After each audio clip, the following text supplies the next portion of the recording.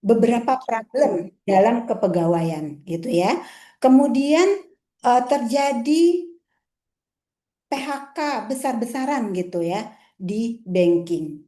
Dan teman-teman tahu kita sadar atau tidak, saat ini kita dalam era digitalisasi itu ada 4 industri yang terkena, yaitu pastinya yang pertama kali itu adalah banking, kemudian itu retail, ya tentu aja ya.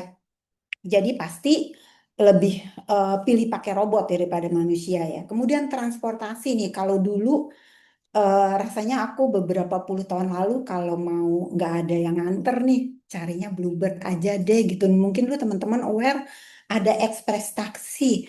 Tapi sekarang dengan digitalisasi rasanya tuh orang udah pilih eh, Grab gitu ya. Jadi ini yang nggak terasa, ini eranya gitu. Dan tentunya manufaktur ya tentu aja ya, IT lebih digunakan gitu. Jadi di sini jangan sampai anak-anak kita atau teman-teman kita berkarir di industri-industri yang harusnya terkena digitalisasi gitu loh. Nah, ini wajah dari eh, banking kita. Nah, jadi kalau ini teman-teman di banking aware, kan tentunya kita maunya menjalin karir pet di tempat yang punya sustainability ya. Sedangkan saat ini kondisi bank wajahnya lagi seperti ini gitu.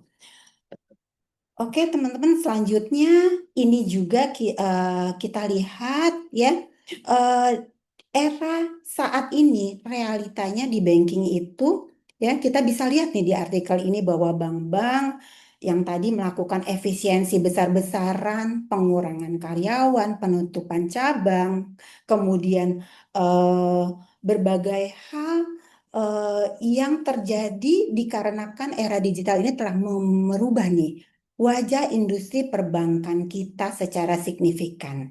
Kenapa ya? Tentu aja ya teman-teman, teman-teman sadar atau enggak ya pasti namanya sistem ya, itu udah pasti lebih baik daripada manusia, betul nggak? Kalau misalnya kayak manusia nih, kerjanya masih dipengaruhi emosi. Pagi-pagi ya, bangunnya kesiangan, sampai kantor nggak langsung kerja, ya kan? Macet, kerjanya juga beda, capek abis macet, hujan gitu ya. Sedangkan kalau namanya sistem ya komputerisasi tentunya kan hanya punya biaya maintenance ya. Dia juga nggak peduli ya. Yang penting diupdate pada waktunya, diservis pada waktunya ya. Dia udah pasti memberikan hasil yang pasti ya, nggak kayak manusia tadi yang masih ada. Masih belum lagi kalau namanya sistem ya, dia itu nggak kenal hari libur ya. Jadi mau Sabtu, Minggu dia tetap jalan gitu ya. Nggak kenal kayak kita Lebaran pulang kampung dulu gitu ya. Jadi udah pasti hal ini sangat terpengaruh. Dan kita mentara sumber daya manusia itu kita tahu juga ya. Tadi kerjanya juga 9 to 5, kalau lewat dikit ya minta lembur gitu. Sehingga dengan kondisi sekarang digantikan oleh sistem, oleh digital, tentunya efisiensi ini terjadi ya gitu. Ini kita lihat bahwa di bank ya, di perbankan hampir 30% dari pekerjaan yang ada di bank itu di-replace oleh digitalisasi. Ya tadi saat ini karyawan-karyawan bank itu dianggap nggak relevan dan tidak efektif lagi gitu ya. Belum lagi maintain cost-nya. Kalau kalau yang orangnya pengalaman pasti lebih mahal gitu ya. Jadi tentu aja kalau sistem ini udah pasti nih secara cost-nya. Dan kita bisa lihat di slide selanjutnya, teman-teman, ini adalah hasil dari digitalisasi di perbankan. Nah, saya nggak tahu teman-teman ini, kalau buat saya kaget nih, karena kebetulan saya memantau pengaruh digitalisasi 2018, 2022, itu rasanya itu pengaruh digitalisasi di bank yang disorotkan dua bank terbesar kita ya, di BCA dan di Mandiri. Kalau sebelumnya itu di 2022, transaksi yang ada di teller saat ini di cabang itu masih di 4% dan 6%. Tapi luar biasa nih. Aku dapat data yang terbaru. ya di 2026 ini di BCA itu yang terjadi di cabang itu tinggal 0,2% teman-teman. Di Mandiri pun itu tinggal 0,8%, nggak sampai 1% ya. Dan efisiensinya dengan digitalisasi ini di bank itu hampir 50%. Jadi pastilah kalau namanya company terjadi efisiensi pasti akan diteruskan kan ya teman-teman ya gitu. Jadi ini adalah satu hal yang eh, kita pengen disadari ya oleh kita yang insya Allah kita mau ajak orang banking untuk gabung di kita juga dari teman-teman yang masih di banking gitu.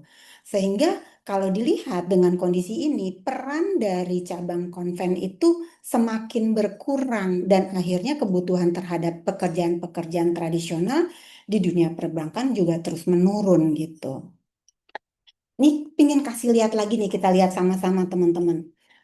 Sekeliling aku ya, anak-anak teman gitu ya, anak nasabah atau orang-orang di sekeliling, itu masih banyak loh teman-teman yang bangga banget anaknya itu bekerja di bank dan pekerjaan di bank itu masih diburu banget nih sama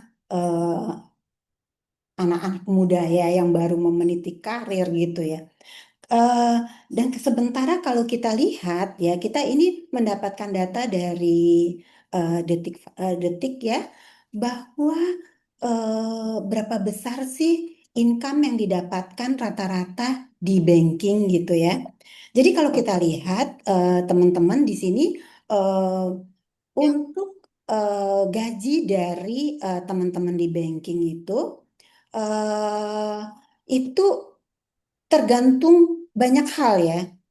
Ya, jadi tergantung dari banknya bank apa, kemudian lokasinya di mana, pencapaiannya bagaimana kinerjanya gitu. Dan kita lihat, ini kita lihat sama-sama ya. Kalau kita teman-teman kita lihat yang income-nya 100 juta ya, 60 sampai 100 juta gaji pokoknya. Kemudian secara total itu ini ada di 75 juta sampai 150 nih. Kalau dilihat direksi juga di kisaran 100 sampai 300 ya. Tapi teman-teman lihat deh, kalau untuk income yang 100 jutaan ini berapa lama mesti masa kerjanya? Di atas 15 tahun. Nah, padahal kan di bisnis kita nggak kenal waktu ya. Kita mau kejar pendapatan 100 bisa nggak di 1 bulan pertama? Itu bisa dan itu aku alami begitu aku join di sini gitu. Jadi ini yang kita pengen juga kita tahu dan teman-teman di bankers juga makin melihat bahwa kalau bicara potensi income wajahnya seperti ini ya teman-teman dan banyak hal yang mesti di catch up untuk kita bisa meet dengan income yang kita tuju ya. Terutama di sini kita lihat masa kerjanya ya. Jadi untuk income yang seratusan itu mesti tunggu 15 tahun gitu ya kalau kita lihat di data ini. Kemudian kalau kita lihat ini saat ini adalah corporate ya. Jadi kalau kita lihat selama aku di corporate dulu atau dari teman-teman banking, tentunya banyak tangga-tangga yang harus dilewatin ya untuk kita mencapai posisi puncak gitu. Jadi nggak bisa seseorang itu pengen jadi director gitu ya. Teman-teman lihat kalau dilihat di sini aja udah berapa tahapan gitu ya, yang kita sering lupa ya. Ternyata waktunya nggak cukup nih. Ya, contoh ya seperti aku pribadi gitu ya. Bayangin 30 tahun sampai di level head of area gitu ya. Artinya saya kalau mau direktur saya mesti ada 2 3 level lagi di atas gitu. Yaitu yang kita pengen ingatkan beda dengan kita by performance driven ya apalagi teman-teman tahu kalau kita di Manulife saat ini kan kita cukup ada 3 level ya gitu jadi di sini kita pengen kasih lihat bagaimana teman-teman di banking itu bisa melihat ini kita kalau ada satu cara untuk mendapatkan potensi income tanpa ngelewatin tangga-tangga kayak waktu di corporate nih. Karena kalau di corporate seperti kita tahu ya, nggak mungkin pendapatan kita lebih tinggi daripada atasan kita. Betul nggak teman-teman? Sedangkan kalau di sini mungkin nggak life planner ya, uangnya lebih banyak nih daripada eh, BP-nya atau dari SBP-nya gitu. Nah, ini di sini memungkinkan karena di kita kan by performance ya untuk income-nya gitu. Jadi kita pengen di sini bahwa di bisnis kita ini kita nih bisa bypass. Kenapa kita nggak mau kalau ternyata ada satu tools yang membuat kita bisa bypass nih hierarki-hierarki yang corporate untuk kita mendapatkan unlimited income gitu.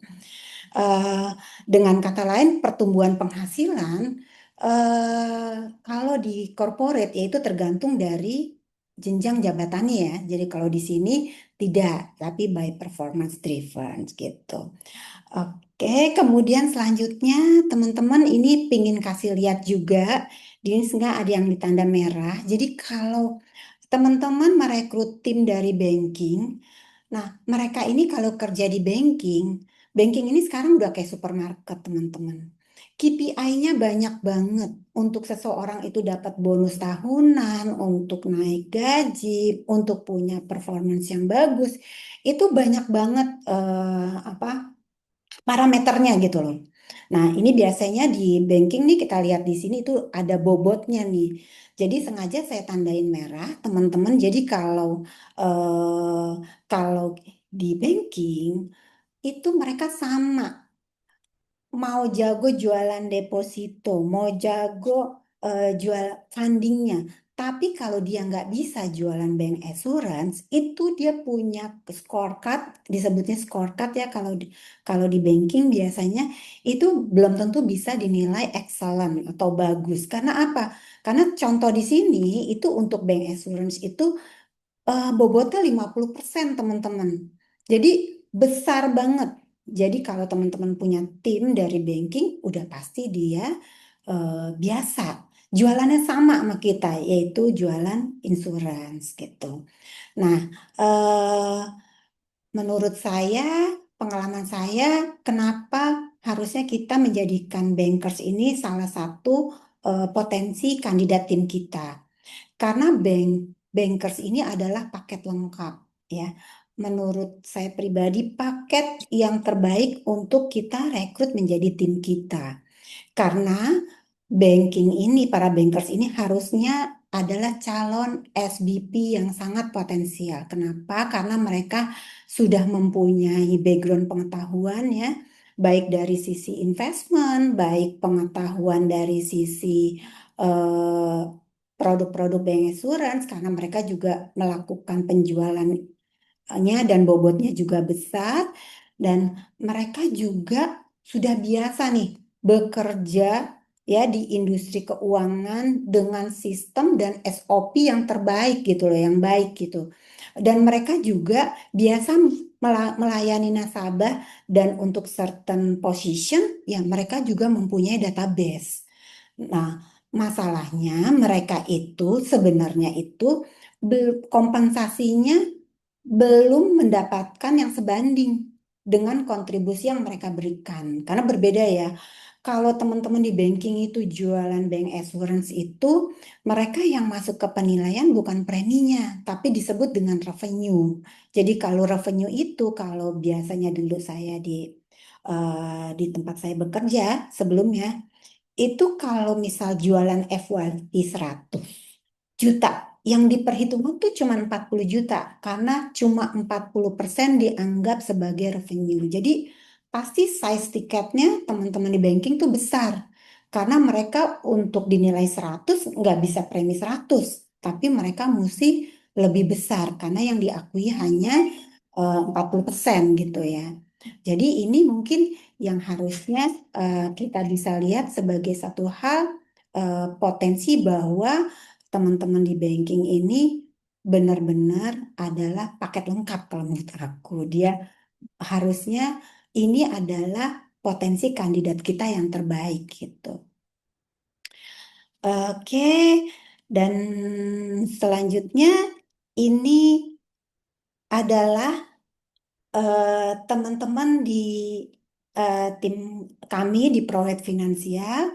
Jadi pingin sekedar memperlihatkan bahwa di sini dari MDRT 2025 kami itu 4 orang itu termasuk saya adalah ex-bankers. Jadi ini membuktikan bahwa kalau di tim kita memang bankers yang paling lead ya. Kita juga punya tim-tim beberapa yang non-bank. Ternyata MDRT kita mostly di-generate oleh bankers gitu. eh, Kita juga melihat bahwa eh,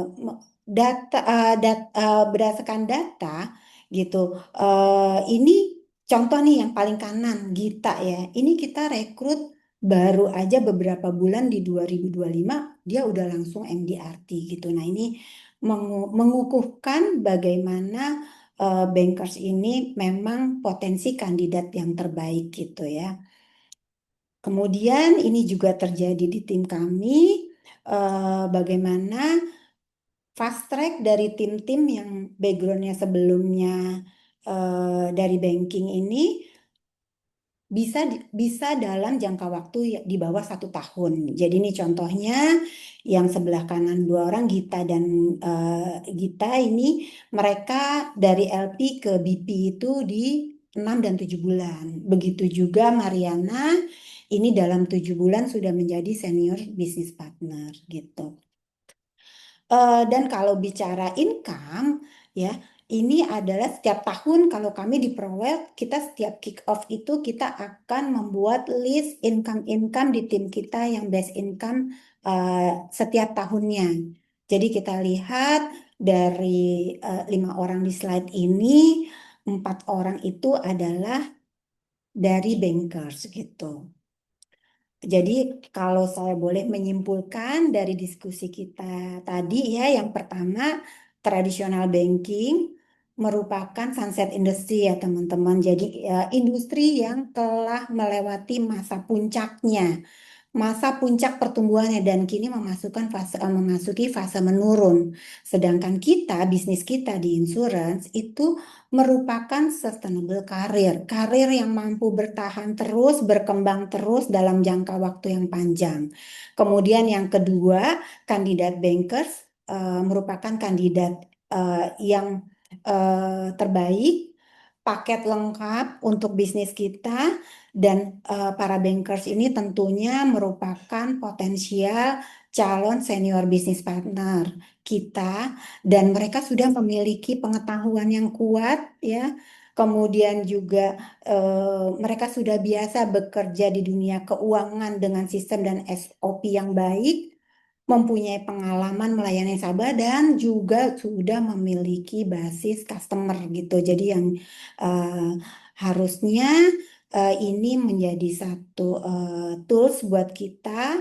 Ditambah mereka sebetulnya kompensasinya belum sebanding dengan kontribusi yang mereka berikan. Jadi ketika bankers memahami potensi penghasilan dan peluang berkarir di bisnis kita, tentunya mereka akan menyadari bahwa bergabung dengan industri asuransi di bisnis kita merupakan keputusan yang sangat baik untuk mereka di masa datang. Memang challenge-nya kita harus ingatkan untuk teman-teman kita yang dari banking. Yang pertama tentunya teman-teman yang kita rekrut dari banking ini harus mempunyai mindset yang benar ya. Kemudian memiliki belief kayak kita ya yang yang konsisten ya terhadap bisnis kita ini dan harus self drive. Jadi di sini karena tentunya sebagai entrepreneur ya kita bukan karyawan lagi, harusnya kita bertanggung jawab terhadap pertumbuhan kita bisnis sendiri karena sangat berbeda bekerja menjadi karyawan dengan bekerja di bisnis kita. Kalau challenge yang 3 ini dari sisi mindset, kemudian belief dan self drive ini kita bisa, teman-teman di banking pasti saya yakin bisa sukses dan mendapatkan karir yang sustainable dan sukses bersama kita. Mungkin dari saya itu teman-teman, terima kasih. Nanti kalau jika ada pertanyaan atau kita mau diskusi, silahkan. Terima kasih. Oke, terima kasih banyak nih sharing-sharingnya nih. Sekarang kita Iya, kayaknya tadi udah banyak ada beberapa yang mau bertanya nih. Pak Stefan, Pak Stefan sendiri jadi tanya Pak, mumpung kita open sesi tanya jawab Jadi nih Pak. dong. Oke, silakan Pak. Oke, halo Bu. Saya iya, izin nanya nih, sharingnya bagus iya. nih. Saya ingin tahu, eh, Ibu kan udah cukup lama di bank dan juga posisi tinggi. Menurut saya sih itu lebih dari lumayan ya apa yang diterima di bank. Lebih banget. Iya, Semua orang pengen itu, berebutan malah. Nah, iya, apa pemicunya Ibu bisa ikut bisnis insurance? Karena nggak semua nih yang udah di posisi itu mau berpikir lebih jauh lagi tentang bisnis insurance. Itu iya. saya nanya banyak boleh Bu ya? Oh, silakan. Ya, Nah, silakan. itu yang satu. Yang nomor dua, eh, saya juga paham kalau orang bank itu Hmm. mendapatkan penghasilan nggak Ya, sebanding sama targetnya, ya, ya. Nah, eh, which is kalau target tersebut dipindah ke insurance, itu dapatnya bisa lebih banyak. ya, Nah, tapi walaupun kita, tapi pernah dong ibu ketemu, udah diajak, udah dijelasin, ya. masih ngeyel juga nih gitu. Ngeyel nggak mau bergabung ya? Iya, padahal udah kelihatan nih uangnya nih, kalau dia kerja begitu dia dapat lebih banyak. Iya, Ada kiat-kiatnya nggak tuh Bu? Gimana nyadarinnya Bu? Orang kayak gitu. iya, Nah, iya, yang terakhir nih Bu, iya, di agensi sama di karyawan perbankan itu situasinya berbeda. iya. Nah, ketika ada yang bergabung sama ibu baru join, Mm-mm. ibu ada nggak training atau pelatihan yang bikin mereka aware kalau mereka tuh udah di dunia yang berbeda dan cara kerjanya pun berbeda. Iya. Itu aja sih Bu. Makasih Bu. Makasih, ya Pak. Oke, pertanyaannya hebat-hebat loh ini loh. Oke, ya, ya itu sebetulnya saya makanya sampai dengan saat ini sangat kepingin ya banyak teman-teman yang di banking bisa melihat. Alhamdulillah itu sepanjang saya berkarir di banking ya, saya dan tim itu selalu menjadi yang terbaik gitu loh. Jadi dulu waktu aku di Permata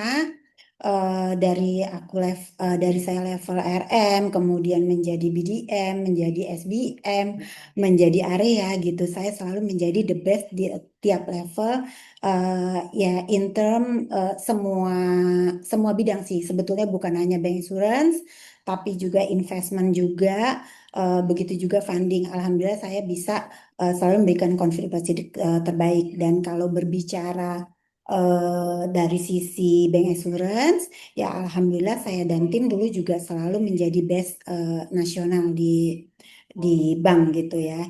Jadi keputusan saya berpindah seperti cerita saya tadi ya, sebenarnya kan hidup tentang sebuah perspektif ya. Jadi kayak sekarang nih kita lagi ngobrol, mungkin kalau kalau bapak-bapak lihat aku dari depan gitu, kemudian dari samping, kadang-kadang kita punya satu persepsi ya, tapi begitu lihat dari samping, kok ternyata beda nih. Jadi kenapa saya bisa bekerja di bank sampai dengan 30 tahun dulu juga itu karena saya believe sekali bahwa bank itu merupakan tempat yang terbaik pastinya. Kemudian saya juga sangat menyukai pekerjaan saya gitu ya dan yang paling penting 2017 itu sebetulnya kalau dibilang dari sisi income, dari sisi benefit yang saya punya, saya selalu alhamdulillah karena mempunyai performance yang bagus di bank itu saya dijaga.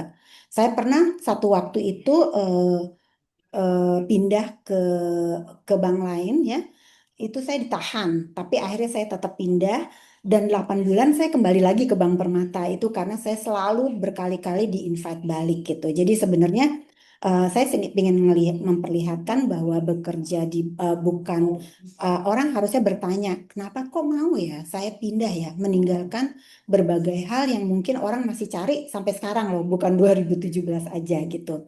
Ya, jadi akhirnya saya melihat bahwa berbisnis di bisnis kita ini ya betul-betul seperti cerita saya tadi gitu. Ya, di sini kita punya potensi yang sukses, yang tiga sukses saya ya, dan ini terbukti ya. Eh, Tentunya begitu saya mau melangkah, saya udah mempertimbangkannya dari sisi potensi tim, dari sisi potensi income, dan berapa banyak bisnis yang saya bawa gitu ya. Saya udah pertimbangkan baik-baik ya. Tentunya ya balik lagi kita harus bisa menjelaskan dan bisa menginterpretasikan skema-skema yang ada ke pola pikir orang-orang banking dan itu yang saya lakukan untuk saya pribadi di tahun 2017. Karena sebenarnya 20 tahun sebelum saya bergabung, saya udah selalu diajak tuh sama teman-teman dari asuransi. Ayo di sini, jualannya dikit, duitnya banyak gitu kan. Jadi, tapi sebenarnya bukan cuma itu. Di sini ini satu hal yang menarik dibandingkan di banking, ya ini Ya, terjadi nih. ya. Alhamdulillah aku cukup bersyukur ya eh, atasan-atasan aku beberapa orang sudah menjadi nasabah aku dan sudah mampir ke kantor, aku nggak pernah terbayang. Nah, di sini ini akhirnya aku punya benar-benar namanya usaha sendiri ya. Nah, ini mungkin yang harusnya eh, real kita bisa bisa kasih bukan hanya sekadar karir pet gitu ya. Karir pet juga jelas di kita kan juga cuma 3 level gitu ya. Jadi kalau menurut saya tadi di sini pas banget sama arti kata sukses saya gitu. Yang pertama tadi income ya, saya punya income sekarang kalau dilihat ya, alhamdulillah ya jauh lebih besar daripada income teman-teman di banking gitu ya.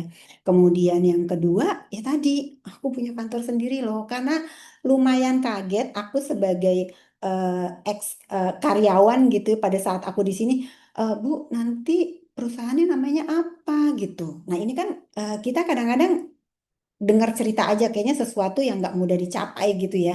Ternyata itu bisa dicapai. Dan satu lagi, aku cukup bersyukur karena sekarang harusnya saya udah lewat banget masa pensiun, umur saya udah 60 tahun ya.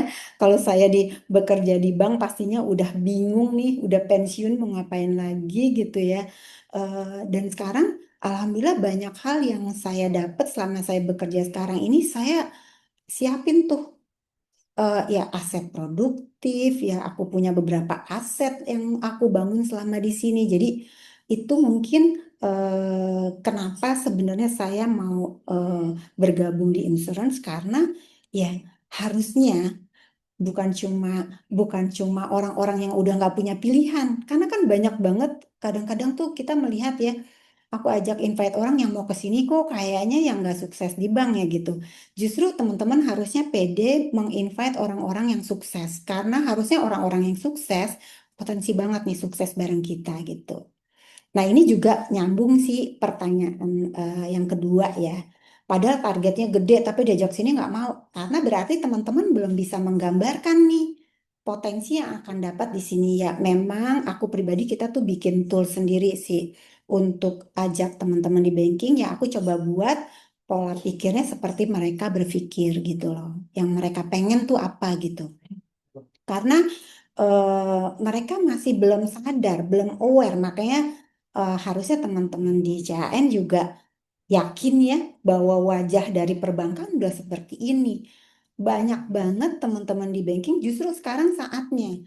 Karena sekarang untuk yang di banking bisa dibilang sekarang tuh yang ada ini tuh eh, yang junior gitu. Jadi yang seniornya, yang mahal-mahalnya biasanya ditawarin pendi atau mereka tuh dipindahin ke bagian yang mereka suka ya supaya mereka resign gitu. Nah, sekarang yang ada sekarang nih misalnya yang kita cari nih. Biasanya kalau aku kan yang minimum RM priority atau BM atau area aku ajaknya gitu karena memang kan mereka yang lebih di bisnis ya. Jadi mereka ini sekarang juga udah yang muda-muda, yang pengalaman di banknya juga nggak lama gitu. Sekarang tuh orang 1-2 tahun aja udah jadi BM. Jadi memang eh, ini lagi berubah nih wajahnya. Jadi bank juga carinya orang yang muda, orang yang pengalamannya belum banyak, tentunya yang murah gitu. Jadi kalau berbicara tadi targetnya gede, mereka berani ya karena itu challenge kita dari banking banyak banget yang tadinya dari bank ternyata nggak sukses juga di sini gitu.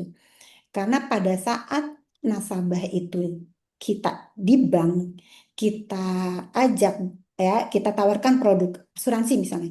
Nasabah itu di- ngelihatnya bukan sekedar produk asuransinya, bukan saja yang kita tawarkan, tapi dia lihat juga banknya. Karena kalau nasabah di bank itu dia bisa loyal terhadap kita bukan karena kitanya, tapi mungkin dia dikasih kredit, mungkin dikasih kartu kredit. Jadi dia perlu berbagai hal ya, sehingga pada saat ditawarin tuh dia lebih mudah gitu loh.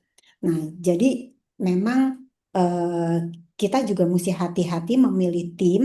Kadang-kadang kita lihat nih, rewardnya banyak loh nih orang. Padahal ternyata yang jualan bukan dia, yang jualan timnya gitu loh. Jadi kan akan challenge juga tuh, ya dia nggak berani lah pindah ke sini kalau timnya nggak ikut misalnya gitu. Itu mungkin yang kedua, jadi harusnya kita bisa memberikan keyakinan kepada potensi kandidat kita bahwa betul-betul di sini nih yang mereka cari ada gitu ya. Ya tentunya mereka harusnya harus melihat bukan sekedar dari income, tapi di sini ada eh, karir yang sustainable gitu dan paling penting bahwa semua yang bergabung sebetulnya end goal-nya adalah sebagai pemilik cabang gitu, sebagai G-owner. Nah, ini harusnya yang menarik sih untuk teman-teman yang bekerja di banking gitu, bahwa bukan sekedar income. Kalau income kan tadi ya mungkin banyak gitu, mereka udah dapat lebih besar juga gitu. Oke, kemudian kalau tadi memang kalau untuk merekrut bankers itu eh, kalau di kami di ProWealth kita ada training dan developmentnya gitu dan kadang-kadang kita juga kurang fit nih kalau ikut training-training yang diadakan oleh Manulife gitu karena kan relatif kalau teman-teman di banking sebetulnya secara knowledge-nya mereka udah punya ya kan pengetahuan produk ya produk-produk berbagai asuransi saya rasa ya beda-beda tipis ya gitu. Jadi justru kalau kami di ProWealth ini kita berikan setiap bulan itu direction. Jadi kira-kira kita fokus ke produknya apa karena kalau melihat produk di Manulife juga kan banyak yang kita sesuai dengan kira-kira untuk nasabahnya dia nasabahnya adanya di mana nih priority customer kah atau memang nasabah-nasabah mes pasti kan produknya beda dan kami kalau di ProWealth kita selain kita kasih direction tiap bulan jadi kebetulan karena aku juga masih suka jualan ya apa yang aku temui di lapangan biasanya aku wrap dalam bentuk satu tools yang bisa dipakai sama teman-teman nih jadi misalnya mau jualan produk MDSA gitu ya kan kalau sekedar jualan produk kita selalu selalu pengen semua orang itu eh, harusnya kita bukan produk push, tapi kita lebih ke apa harusnya menyesuaikan dengan kebutuhan nasabah gitu. Jadi kita ada strategi dan kita juga ada guidance dan di kita itu kita selalu tidak visit sebelum kita menyiapkan apa yang namanya investment plan gitu. Jadi kita di sini ada pattern-pattern yang kita gunakan untuk mempermudah teman-teman ini ke nasabah gitu loh. Jadi kita ada trainingnya, tapi memang kalau untuk teman-teman dari banking kita lebih ke strategi produk ya gitu. Jadi kita nggak pengen produk push ya gitu. Jadi lebih ya misalnya kita ketemu nasabah, kita kan punya piramida finansial tuh ya kan.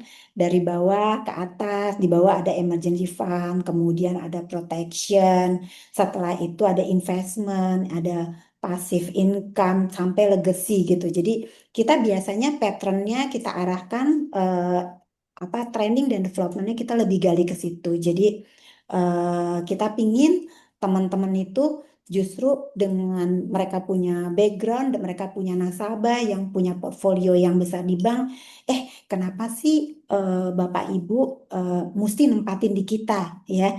Ya misalnya salah satunya e-liquid loh kalau di kita, kalau di bank, kalau misalnya meninggal dunia rekeningnya diblokir gitu. Kalau kita kan data unjuk. Jadi sebetulnya kita lebih arahin ke hal-hal yang menjadi eh, value kita, kelebihan kita gitu. Kita punya value proposition apalagi. Belum lagi kan, alhamdulillah kan kita juga, alhamdulillah ProWealth ini kita sejak tahun 2024 kemarin ya, kita sudah resmi terdaftar di OJK, kita sudah menjadi upper ya, jadi kita entity sudah seperti dulu teman-teman di banking nih, jadi kita bisa jualan investment, kita bisa jualan juga protection gitu karena tentunya teman-teman kan sebenarnya kita bermasalah ya kita bilang ini aku bahagia banget ya makin dekat dengan goals aku ya dengan apa yang aku harapkan gitu karena kalau dulu kita bilang kita di sini di bisnis agency kita sebagai financial advisor ya kan kita perencana keuangan tapi kita jualnya insurance doang gitu nah sekarang Alhamdulillah ProWealth sudah, makanya kita sekarang namanya menjadi ProWealth Finansial. Kita sudah menjadi one stop shop untuk nasabah-nasabah kita. Jadi kita bisa gunakan tuh piramida finansial kita. Ya udah kalau ini dananya idle, kita masuk di produk investasi aja gitu. Karena kita percaya kalau misal kita berhasil mengarahkan dana-dana nasabah ke tempat kita, ya kita bisa bisa memberikan solusi-solusi keuangan lainnya gitu ya. Mungkin di saya pribadi, nasabah-nasabah saya bisa punya 20-30 polis gitu. Memang itu kita sesuaikan dengan goalsnya nasabah. Tujuan nasabah tiap polis itu punya eh, khususnya ini goalsnya untuk yang mana gitu.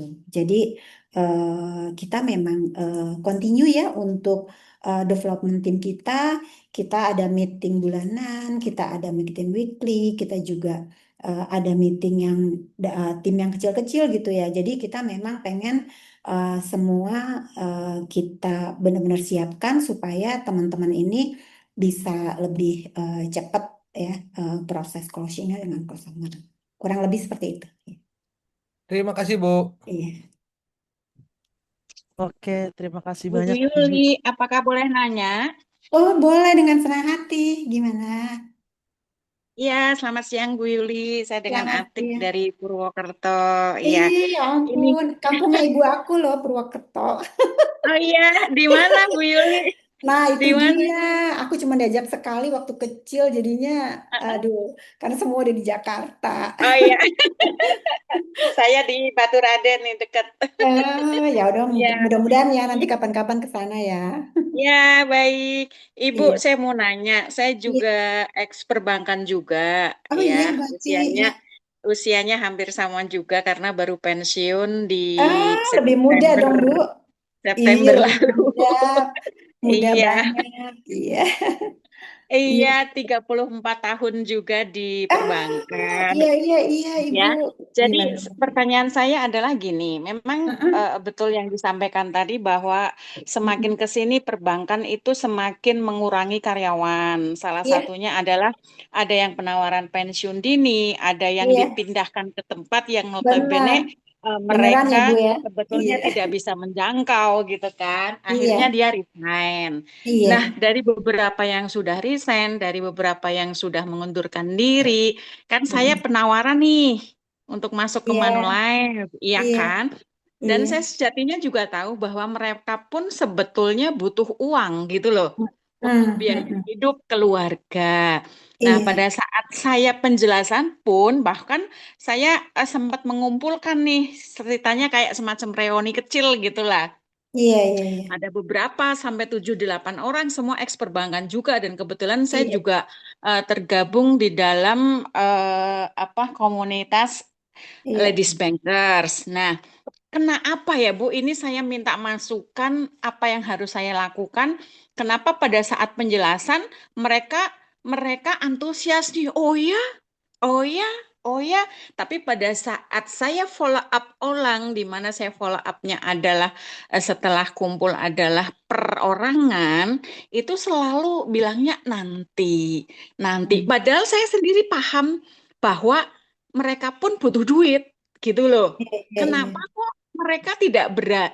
mereka itu tidak berani, takut, atau mereka apa itu maksud saya itu langkah-langkah apa yang harus lakukan agar mungkin perkataan saya menjadi menarik mereka untuk bisa gabung dengan kami seperti itu. Saya Ya, mungkin dikasih tips-tipsnya agar teman-teman juga sebetulnya mereka juga satu karena kan saya dari marketing juga ya Bu. Artinya ya, kebanyakan yang saya rekrut pun itu adalah marketing, bukan yang marketing. teller, bukan yang customer service.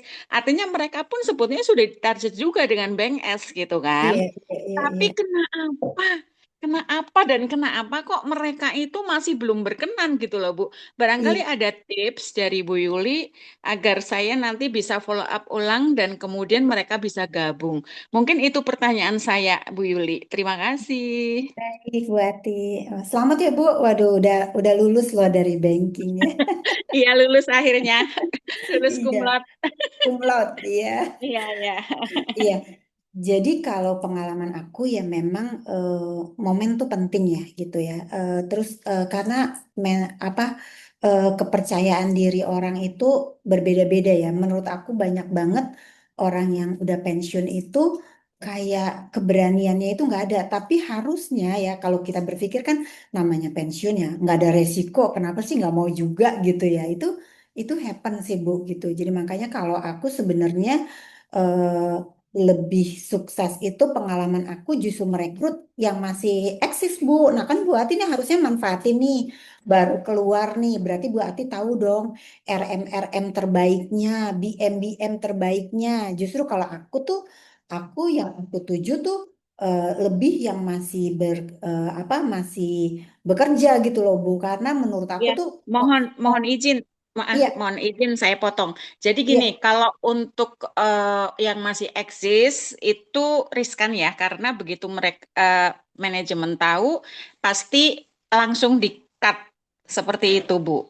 Jadi Kalau kalau iya. jadi kalau dia kerja kemudian dia ikut ke kita, itu sudah pasti PHK kalau ketahuan seperti itu, Bu. Oh, kalau itu bukan seperti itu, Bu. Ini seperti saya, Bu. Jadi saya resign, kemudian saya bergabung di sini gitu. Jadi sebagai full time gitu. Jadi memang saya mau ajak teman-teman di banking itu bukan kerja sambilan, tapi betul-betul mereka saya ajak untuk full bareng-bareng di sini untuk membangun apa yang mereka inginkan gitu loh. Jadi kalau tim-tim saya di sini tuh mostly itu mereka tuh memang lagi kerja resign seperti saya gitu loh Bu. Karena menurut saya eh, memang beda Bu. Kalau kayak orang yang udah pensiun itu kebanyakan itu udah capek kerja gitu, terus udah nggak pengen apa-apa, udahlah segini cukup gitu. Nah, jadi memang mesti ketemu orang yang ada kebutuhan terutama Bu. Jadi mungkin Ibu bisa list lagi dari teman-teman yang pensiun yang kayaknya mereka perlu uang. Soalnya kalau nggak perlu ya udah ini udahlah segini aja cukup ya udah jadi itu kalau merekrut orang pensiunan ya. Tapi kalau saya justru Ibu Ati nih harusnya baru resign nih. Berarti Ibu Ati tahu dong RM terbaiknya di cabang-cabang mana aja. Terus BM-nya. Nah, itu yang menjadi target market kita, Bu, gitu. Kalau yang pensiun, Ibu bisa pilihin juga beberapa teman-teman pensiunan itu yang harusnya kelihatannya nih masih pengen kerja, Bu, masih butuh uang. Nah, mungkin tadi di slide saya yang tadi tuh ada yang Mariana itu bergabung di aku pensiun. Jadi sebelum pensiun kita udah prepare, tapi Bu, saya approach dianya itu udah 3 tahun Bu. Dari dia masih bekerja dan belum pensiun. Dan alhamdulillah dia sukses banget. Dia di sini ini nggak jualan pribadi, tapi justru dia merekrut RM dari beberapa cabang itu join di sini dan ini yang menjadi potensi bisnisnya dia dari tim Bu, jadi bukan dari pribadi. Jadi kalau kalau menurut saya justru teman-teman di sini kita merekrutnya justru cari nih di cabang mana, di bank apa yang RM dan BM terbaiknya itu yang kita tuju karena kita kan alhamdulillah kita ini punya budget ya Bu ya. Jadi kalau kita merekrut kita nggak punya budget kan susah. Cuma kita memang harus pinter-pinter untuk duduk bareng dengan kandidatnya untuk memilih kira-kira package mana yang cocok buat kandidat kita. Karena kebanyakan tuh yang gagal ya, mereka cuma cari duit sign on bonus, mereka ngambil paket financing, itu akhirnya eh, targetnya kegedean, nggak achieve gitu. Karena kalau dulu di bank nyari 100 juta gampang ya, begitu kita keluar itu nggak mudah gitu. Jadi kita harus benar-benar pastikan kandidat kita itu duduk bareng kita bicara tentang bisnis plan, bicara jadi bisnis plan itu kita bicara potensi tim dan juga potensi bisnis berapa untuk kita pilihin paket-paket yang suitable dan jangan khawatir kan kita punya budget ya Bu ya. Jadi kita untuk orang-orang yang bagus kita bisa berikan sign on bonus gitu. Kemudian juga mereka dapat bulanannya juga gitu. Tapi kita mesti sure kita mesti telaah bener ya, karena jangan sampai kita juga merekrut orang dari bank, kayaknya di CV-nya dia winner ini, winner itu, ternyata yang jualan tuh timnya gitu loh. Sementara kita ngajak leadernya nggak punya nasabah, nggak bisa jualan gitu. Nah itu banyak terjadi. Ada juga waktu aku pernah sempat sharing di tim di Jakarta. Jadi kalau aku melihat ya mereka salah ambil kandidat gitu ya, targetnya gede, keluarin di awal sign on bonus, orangnya nggak produktif gitu. Jadi paling penting kita pilih si paketnya yang mana gitu. Aku di sini sangat selektif sih aku terhadap package karena aku pengen cari temen yang mau sukses karena uang kita itu banyaknya bukan di allowance ya, tapi banyaknya di kompensasi kita. Nah, itu yang kita mesti sadarkan gitu. Gitu. Jadi mungkin udah 2-3 tahun ini saya tidak pernah memberikan special financing. Jadi hanya regular financing untuk orang bankers gitu. Karena ini yang sukses nih makanya 6 bulan bisa naik jadi BP. Jadi mereka udah over target kemana-mana gitu.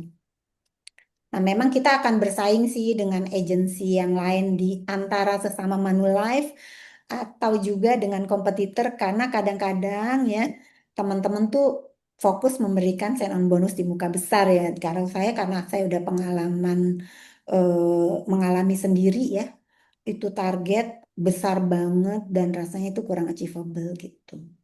Gitu sih Bu Ati. Jadi harusnya Bu Ati menurut aku masih bisa nyatet tuh RM yang bagus mana aja, BM yang bagus mana aja. Justru yang masih kerja kita invite Bu.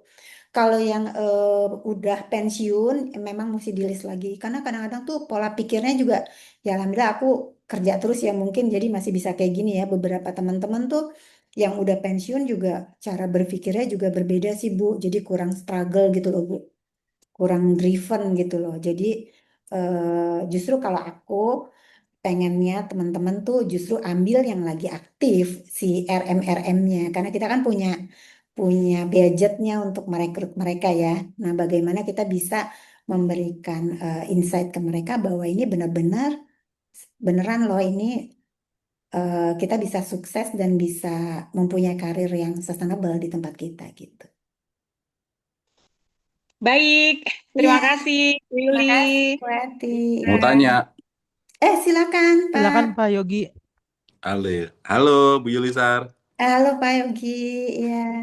Aduh, ketemu nih sama Bu Yulisar juga akhirnya. Alhamdulillah. Aduh, seneng banget. Aku baru join itu Februari tahun lalu, Bu. Oh, iya, Ya, Februari ya, iya.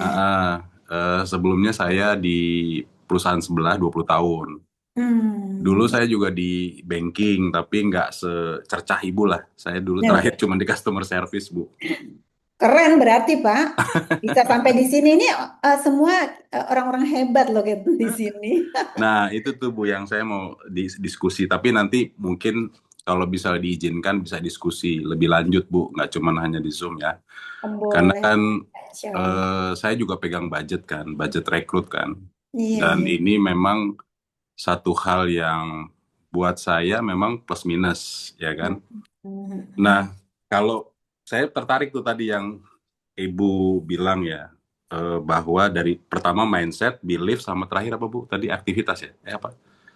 Eh, Mindset, belief, sama self-driven. driven. Self-driven.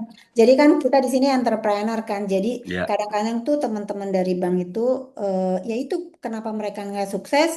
Tahu-tahu aktivitasnya kurang, ya, tahu-tahu visitnya kurang, tahu-tahu nggak betul, merekrut, ya udah mati deh setelah itu. Nah, jadi betul, kita mesti kayak pengusaha beneran ya, bahwa kalau kita nggak kerja ya nggak ada apa-apa gitu. betul.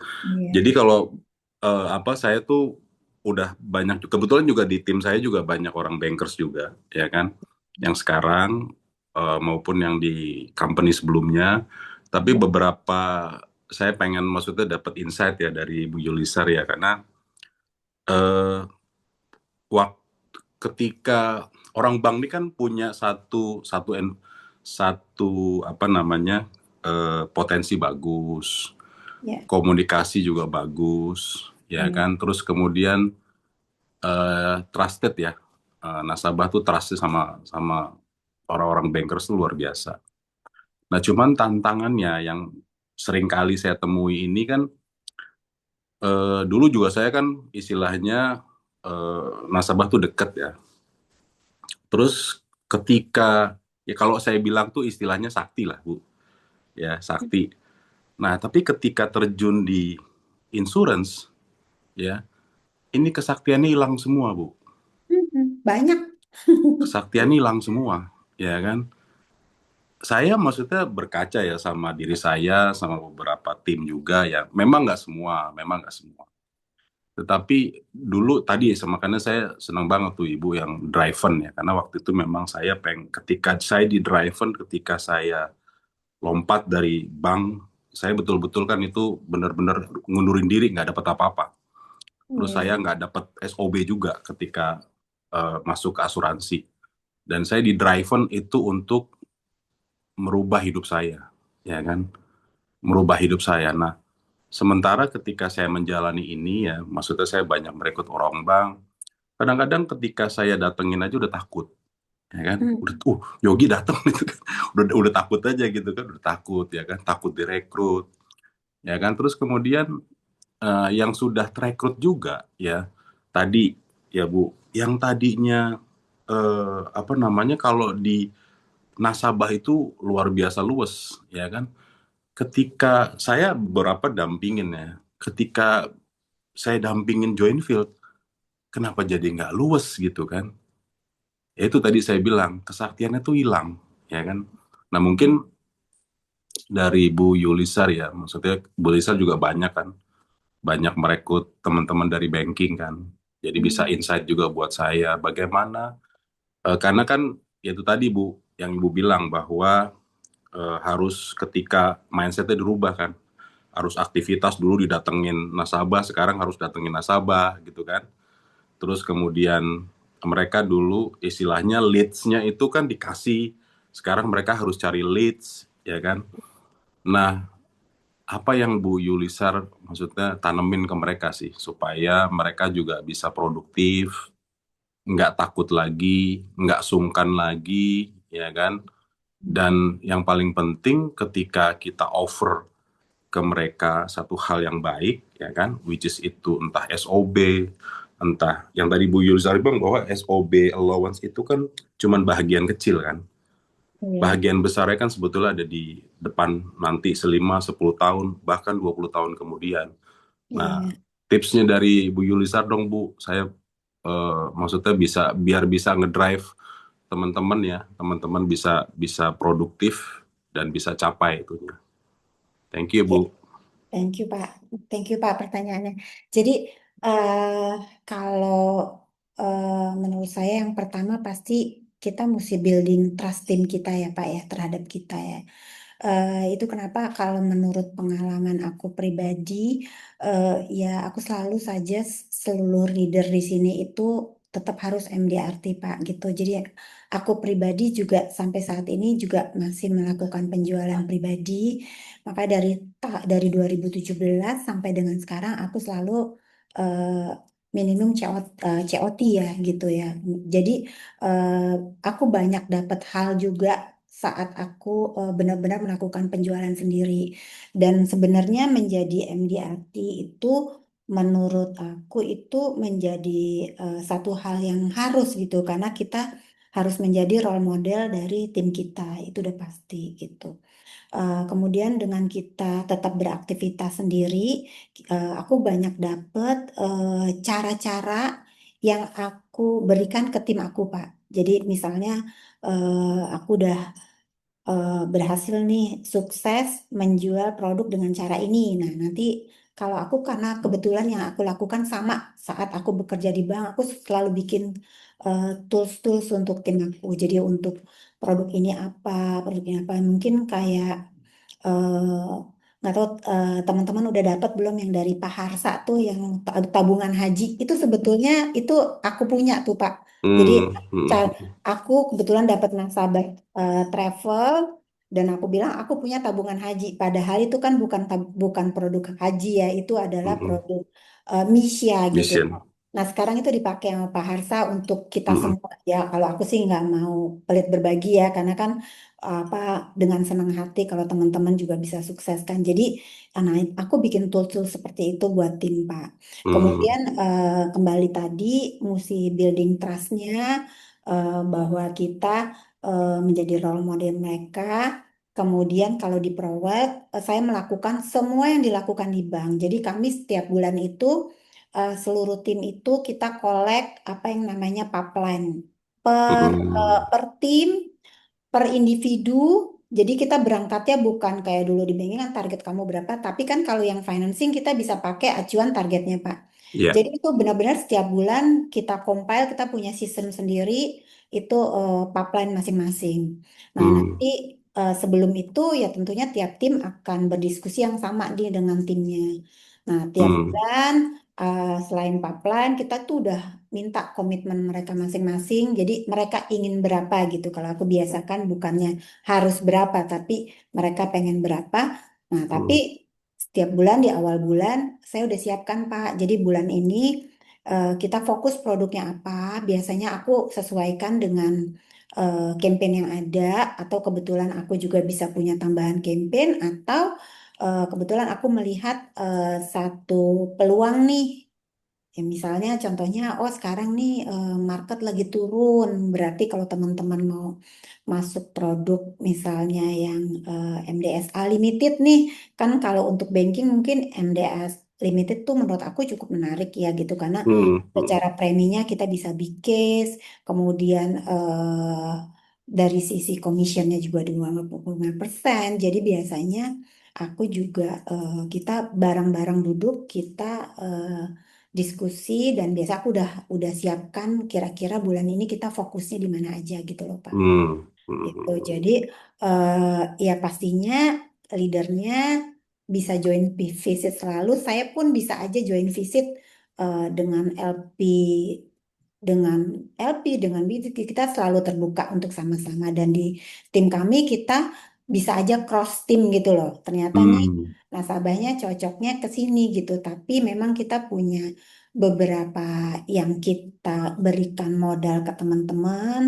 Kenapa sih nasabah di banking itu mesti punya produk di kita yang tadi aku sempat share? Sebetulnya kita hmm, punya hmm, beberapa hal karena kan kita agak sulit ya kalau kita jualan produk gitu, tapi kita pengen lebih kita ambil needs-nya si customer nih dari sisi apa gitu loh. hmm, hmm. Gitu. Kalau dia dari sisi investment, ya mungkin jualannya kita jadi MDWA gitu, karena kan nggak ada UP gitu ya. Nah, jadi lebih ke situ sih Pak, karena Ya. memang nggak mudah. Yang pasti kita juga membantu tim kita untuk benar-benar pilih juga nih dari pipeline gitu, Hmm. gitu. Dan kalau Sama kayaknya nih Bu Lisa sama saya nih. Saya orangnya kan apa namanya nggak ketika melakukan selling tuh nggak berdasarkan produk. Saya by konsep gitu iya, kan. iya, Nah terus kemudian apa namanya ya alhamdulillah setuju saya di Bu yang role model bahwa nanti memang makanya itu yang selalu saya tiap tahun juga lakukan sama istri kan. Saya iya, juga member MDRT, istri saya juga lifetime member, ya kan. iya, Nah, itu yang eh, value-value itu yang saya selalu kedepanin, ya kan, iya, bahwa tetap ketika seorang leader, ya kan, harus juga bisa kasih contoh, ya kan, kasih contoh. iya, Nah, cuman memang kadang-kadang struggle-nya, Bu, yaitu tadi, ya kan, untuk mengaktifkan tadi mungkin saya monitoring ya Bu, monitoring kurangnya bahwa tadi tuh saya dapat bahwa ada kalkulator kan, ada kalkulator ya kan yang harus dimonitor tuh setiap bulan, every month Iya, ya kan, dan iya. kesediaan dari teman-teman untuk kontribusi gitu ya Bu ya. Iya, iya, memang paling penting sih ya dua arah ya Pak ya, karena Mm, susah juga kita coba bantu tim kita ternyata ya udah nggak ada kemauan gitu loh Pak. Nah, jadi Ya, memang ya, ya, ya. memang kita harus konsisten ya hubungan dengan teman-teman gitu Pak. Terus bangun belief-nya gitu. Tentunya kalau ada belief kan harapannya usahanya nggak putus gitu. Kebanyakan kan usahanya jadi putus ya Pak ya gitu. Iya, iya. Sip, sip, sip. Thank you. Iya. Nanti kalau ketemu kita diskusi ya, Bu. Oh, bisa dong Pak, selalu dengan senang hati Pak. Thank you. Nanti aku Eh, save nomor Ibu ya di GA ya. Iya, Di iya. GA Owner ya. Iya, silakan Pak. Iya. Thank you, Bu. Makasih. Oke, terima kasih. Apa masih ada pertanyaan dari Bapak Ibu yang lain?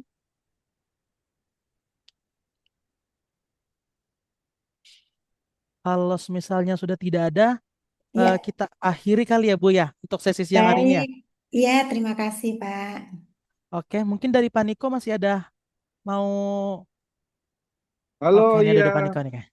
Bu Oke, Yulisa, silakan Pak. terima kasih ya Sama-sama Pak Niko. buat sharingnya hari ini. Ini pesertanya juga, antusias banget ya. Ya, Makasih kalau Pak. kalau berkenan nanti mungkin kapan boleh sharing lagi di CAN. Ya, Baik, dengan senang hati Pak. Ya. ya terima kasih Bu Yulisa, sukses selalu ya Amin, buat sukses tim semua buat ProWealth. teman-teman. Amin. Oke, Amin, sampai ketemu. sukses juga buat Ya, semuanya. Makasih Thank you, Bu waktunya. Yulizar. Oke, Makasih. terima kasih banyak Bu Yulizar. Ya, Terima kasih banyak makasih. Bapak Ibu Makasih semuanya. Bu Yulizar. Terima kasih banyak ya. Makasih Bu Terima Yulizar. kasih. Makasih. Terima Terima kasih Bu Yulizar.